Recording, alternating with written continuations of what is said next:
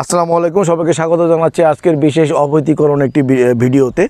আর সেটা হচ্ছে যে ইদানিংকালে আমাদের দেশের যুব সমাজ বা তরুণ সমাজ যারা রয়েছে, যারা বেশিরভাগ সময়টা আসলে আপনার মোবাইল বা ল্যাপটপে বা আপনার ট্যাব নিয়ে ব্যস্ত হয়ে পড়ে, তাদেরকে নিয়েই তাদেরকে অবহিত করার জন্যই এবং তাদের অভিভাবকদেরকে অবহিত করার জন্য আসলে সাজানো আজকের এই ভিডিওটা।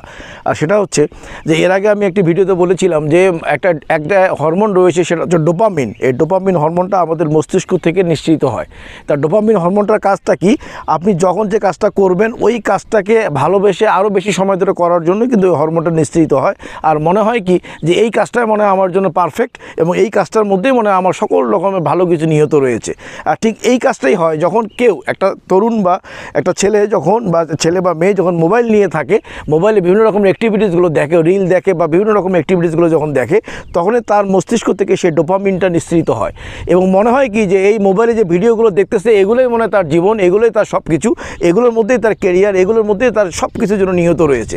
এই জন্য হয় কি ইদানিংকালে যে প্রবলেমটা দেখা দিয়েছে সেটা হচ্ছে যে 18 থেকে 20-21 বছর বয়সের ছেলে মেয়েদের ওদের মন মানসিকতা দেখলে মনে হয় যে ওদের জীবনটা মনে হয় এখানেই শেষ।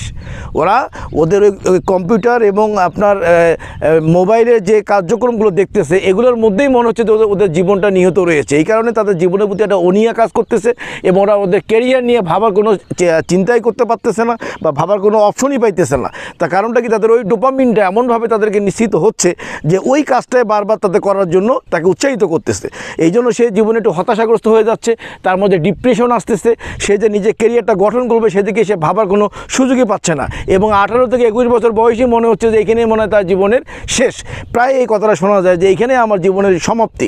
তো এই কারণে এই ভিডিওটা করার মূল উদ্দেশ্য হচ্ছে আপনারা যারা অভিভাবক রয়েছেন এবং যারা 18 থেকে 21 বছর বয়সে যারা আপনারা এই ভিডিওটা দেখছেন, আসলে আপনাদের জীবন কিন্তু এখানেই শেষ নয়।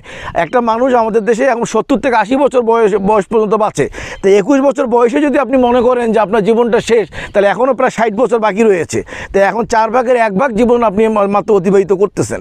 এই কারণে বলি যে আপনি মোবাইলটা ফেলে রেখে আপনি প্রকৃতির মধ্যে আসেন, সবুজ দেখেন, নদী নালা দেখেন, আপনার বাড়ি ঘর থেকে বের হন, আপনি মোবাইল ছাড়া কিছু কাজ, শারীরিক কিছু কার্যক্রম করেন, নিজের মাথাটাকে অন্যভাবে প্রকৃতির সাথে একটু মিলিয়ে দেন, প্রকৃতিকে নিয়ে চিন্তা ভাবনা করার একটা সুযোগ দেন। তাহলে হবে কি, তাহলে আপনার ডোপামিনটা ওইভাবে নিশ্চিত হবে এবং আপনার পরবর্তী কেরিয়ারটাকে গঠন করার জন্য আপনাকে সেই ডোপামিনটা আপনাকে হেল্প করবে। তো এই জন্য এই ভিডিওটার মূল মেসেজ হচ্ছে যে মোবাইল যে ব্যবহার করার নিষেধ করতে বলতেছি তা না, আপনি মোবাইল ব্যবহার করবেন কিন্তু ওটা একটা সীমিত সময়ের জন্য। তাই মোবাইলটা ব্যবহারের পাশাপাশি আপনি প্রকৃতির সঙ্গে মিশতে হবে, নিজেকে হাঁটতে হবে, নিজেকে দৌড়াইতে হবে, মাঠে যাইতে হবে, গাছ দেখতে হবে, মানে নিজের জীবন সম্পর্কে প্রকৃতির সাথে একাকী কথা বলে নিজের জীবন সম্পর্কে ভাবতে হবে এবং পরিবারের অন্যান্য সদস্যদের সঙ্গে মিশতে হবে, পরিবারের সকল সদস্যদের সঙ্গে একটা ভালো আচরণ করতে হবে, পাড়া প্রতিবেশীর সাথে মিশতে হবে, সমাজে অন্যান্য বিভিন্ন শ্রেণীর লোকজনের সাথে মিশতে হবে। মানে শুধু মোবাইলে মেশা না, এটা আপনাকে প্র্যাকটিক্যালি মিশতে হবে। এই মেসেজটা দেওয়ার জন্য আসলে আজকে এই ভিডিওটাতে উপস্থিত হয়েছি। আমার মনে হয় বুঝতে পেরেছেন যে আসলে কী বলতে চাচ্ছি আমি। তার আমরা চাই যে আমাদের একটা দেশে, একটা জাতি নির্ভর করে তরুণ এবং যুব সমাজের উপরে। তাই এখনকার ছেলেমেয়েরা এখনই যদি ওদের জীবন সম্পর্কে হতাশাগ্রস্ত হয়ে পড়ে, তাহলে আমাদের জাতিটা কি করবে? তা আমাদের এই জাতি, একটা সুন্দর জাতি বিনির্মাণে, একটা সুন্দর বাংলাদেশ বিনির্মাণে আমাদের একটা স্মার্ট এবং তরুণ সমাজকে জাগ্রত করার জন্য যে শুধু আপনার মোবাইলের পাশাপাশি যে কিছু কার্যক্রমগুলো করা দরকার, এই মেসেজটা দেওয়ার জন্য আসলে উপস্থিত হয়েছি।